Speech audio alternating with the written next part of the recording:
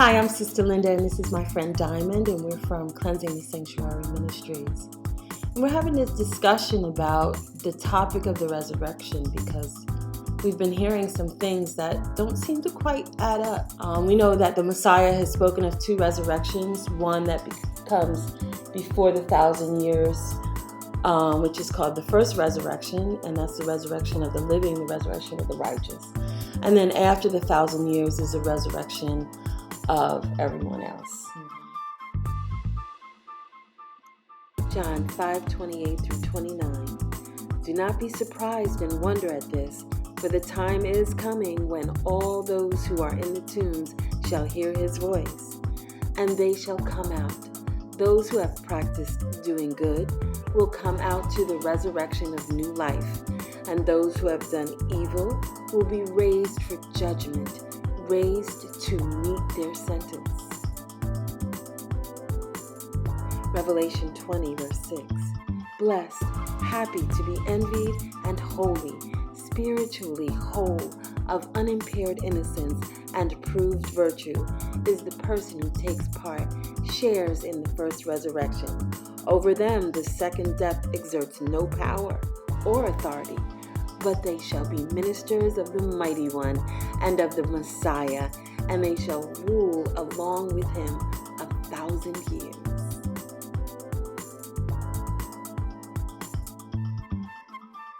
But he said that all the dead will hear his voice and everyone will rise. But there's some people that have something different to say about that.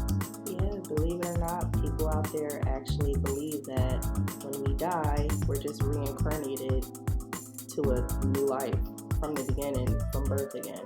Like karma, which is what Eastern religion believes. Yeah. And there's some people that believe that we just turn to dust and that's it. Sign off like there's no reward or punishment or anything. And the Messiah actually encountered the Sadducees. And the book of Mark reveals a conversation he had with them about what happens when you die. And he's talking about graveyard death here.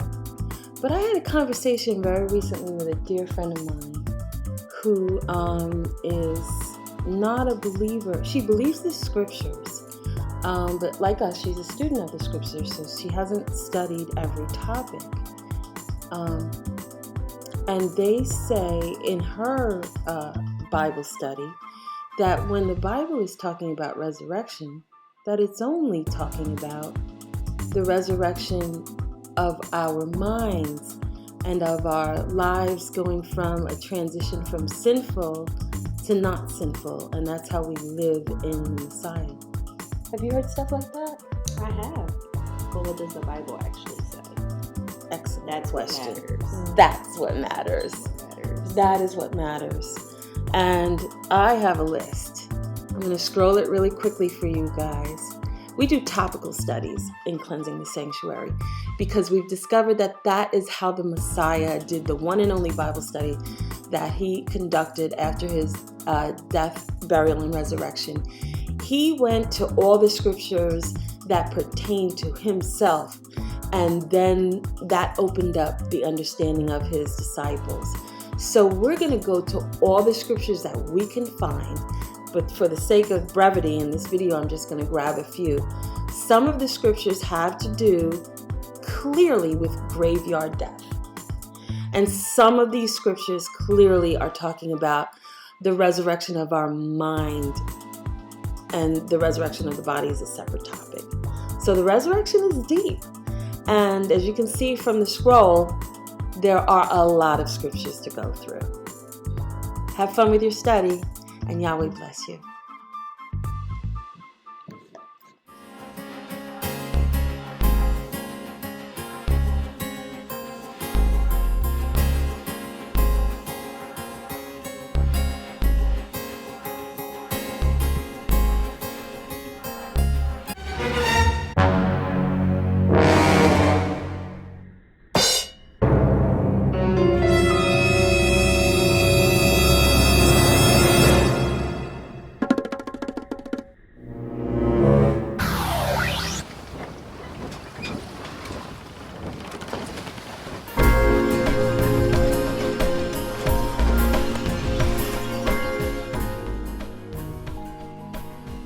Yahushua answered and said to them, Are you not therefore mistaken, because you do not know the Scriptures nor the power of the Mighty One?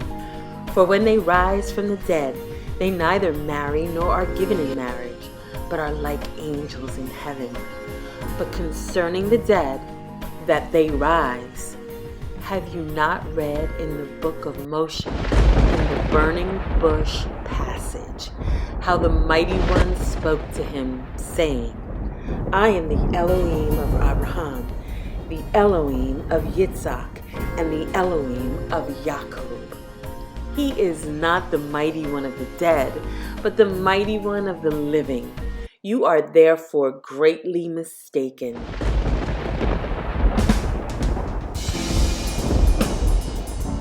In him you were also circumcised, with the circumcision made without hands, by putting off the body of the sins of the flesh, by the circumcision of the Messiah, buried with him in baptism, in which you also were raised with him through faith in the working of the Mighty One, who raised him from the dead. And you, being dead in your trespasses and the uncircumcision of your flesh, he has made alive together with him, having forgiven you all trespasses.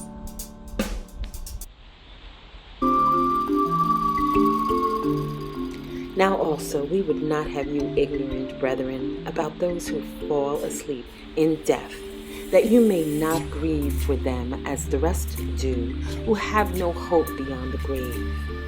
For since we believe that Yahushua died and rose again, even so the Mighty One will also bring with him, through Yahushua, those who have fallen asleep in death. For this we declare to you by the ruler's own word, that we who are alive and remain until the coming of the ruler shall in no way precede into his presence or have any advantage at all over those who have previously fallen asleep in him in death. For the ruler himself will descend from heaven with a loud cry of summons, with the shout of an archangel, and with the blast of the trumpet of the Mighty One. And those who have departed this life in Messiah will rise first. Then we, the living ones who remain on the earth, shall simultaneously be caught up along with the resurrected dead in the clouds to meet the ruler in the air. And so always, through the eternity of the eternities, we shall be with the ruler. Therefore, comfort and encourage one another with these words.